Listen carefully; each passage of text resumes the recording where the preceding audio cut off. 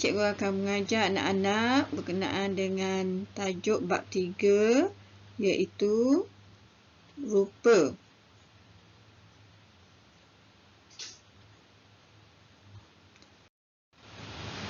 Jadi sekarang kita lihat kepada objektif hari ini yang mana sama dengan tajuk sebelum ni. Objektif yang pertama yang akan cikgu beritahu pada anak-anak adalah untuk memahami unsur rupa, mengeksploitasi dan aplikasi unsur rupa, seterusnya menzahirkan idea dan konsep melalui pelbagai sumber dan teknologi dalam penjanaan tugasan, serta menghayati hasil karya seni visual.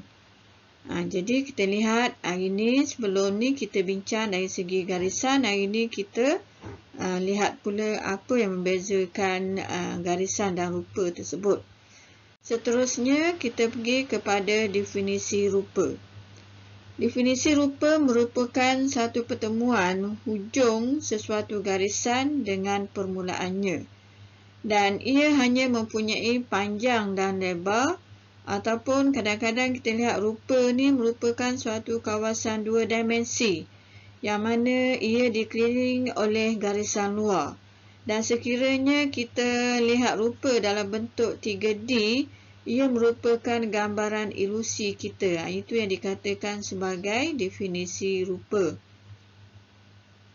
Seterusnya kita lihat kepada jenis rupa. Jadi rupa dibahagikan kepada geometri dan rupa organik, yang mana rupa geometri ia mempunyai sempadan, bersudut, statik, dan kita menggunakan selalunya alat geometri. Bagi rupa organik pula, selalunya garisan luar dia beralun, bebas tanpa sudut dan tiada sempadan, dan selalunya kita lakarkan rupa secara spontan. Seterusnya kita lihat kepada alam semula jadi, yang mana pada pandangan hadapan kita selalu kita dapati di dalam majalah atau gambar-gambar, yang mana rupa ini boleh juga dijelmakan di alam semula jadi. Seperti anak-anak pelajar melihat gambar lukisan air terjun, rama-rama dan sebagainya. Dan ini adalah rupa pada objek buatan manusia. Biasa anak-anak lihat, tengok keadaan piramid yang dijelmakan oleh orang di zaman dahulu. Seterusnya juga rupa boleh kita lihat di dalam karya seni visual, sebagaimana anak-anak biasa jumpa ni semasa pembelajaran PSW di sekolah rendah dahulu. Dan apabila kita berdasarkan rupa tadi, rupa juga boleh dihasilkan sama ada melalui rupa positif dan rupa negatif. Dan bagi rupa geometri, anak-anak pelajari tadi, yang mana ia merupakan juga boleh dipandang secara positif dan negatif, yang mana sekiranya rupa tersebut mempunyai latar belakang, apabila diolah rupa tersebut kepada objek dia, itu merupakan rupa positif. Begitu juga dengan rupa geometri. Kalau kita lihat rupa positif terhasil daripada jelmaan rupa negatif yang mempunyai latar belakangnya.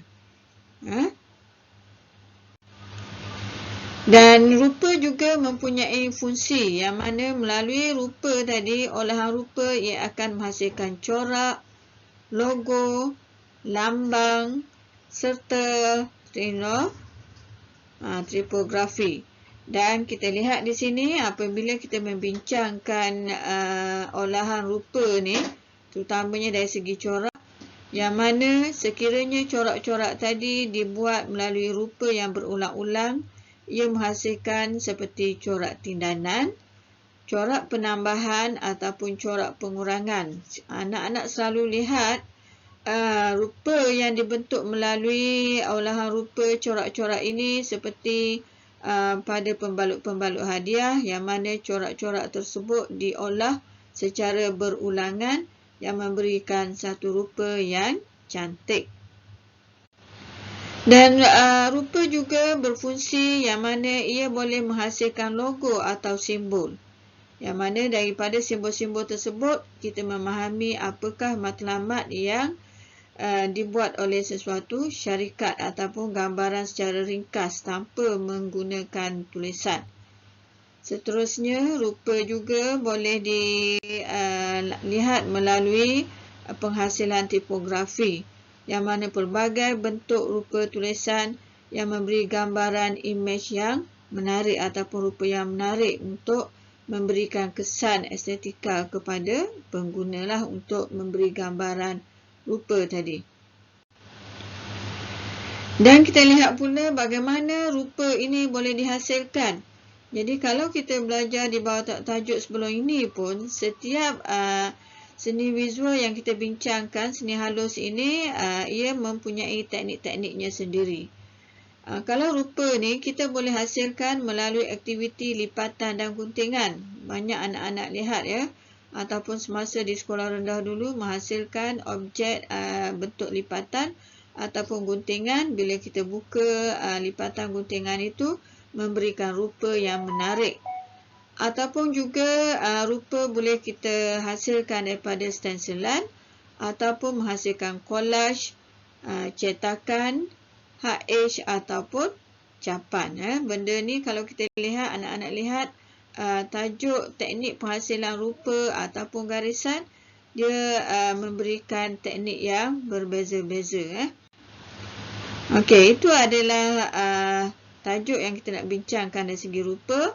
Dan sekarang cikgu nak daripada kefahaman anak-anak semua berkenaan dengan rupa, cikgu nak anak-anak hasilkan kad ucapan berbentuk pop-up, yang mana anak-anak boleh menggunakan sama ada pensel warna, cat air, pensel, marker pen, pisau pemotong, kertas lukisan dan kertas manila, ataupun apa jua kertas-kertas warna yang anak-anak ada di rumah. Jadi daripada alat dan bahan yang anak-anak ada tadi, anak-anak corakkan kad ucapan tadi secara kreativiti dan hasilkan dalam bentuk pop-up. Dan anak-anak juga boleh merujuk kepada buku teks muka surat 40 bagaimana untuk menghasilkan rupa tadi berpandukan langkah-langkah yang tertera pada muka surat 40. Ataupun juga anak-anak boleh pelbagaikan kreativiti tersebut melihat kepada panduan yang ada dalam Google melalui internet. Dan hasil yang anak-anak bila siap menghasilkan kad ucapan tadi, tunjuk kepada cikgu. Semua hasil kerja anak-anak pelajar semua cikgu akan kumpulkan, dan bila semua itu lengkap nanti cikgu akan pamerkan dan anak-anak boleh lihat itu adalah hasil kerja anak-anak. Dan pelaporan yang anak-anak hasilkan cikgu akan masukkan di dalam template kendiri untuk anak-anak dari segi pentaksiran bilik darjah untuk penghasilan di dalam tahap untuk cikgu marking dari segi penguasaan anak-anak. Jadi cikgu harap semua anak-anak pelajar cikgu jangan berputus asa dan usahakan aktiviti yang cikgu tugaskan ini untuk anak-anak merasa enjoy di dalam pembelajaran. Jadi itu saja untuk pelajaran hari ini. Cikgu ucapkan anak semua memahami dan tekun belajar dan terus berusaha. InsyaAllah anak-anak akan beroleh kejayaan. Jadi wabillahi taufiq wal hidayah. Wassalamualaikum.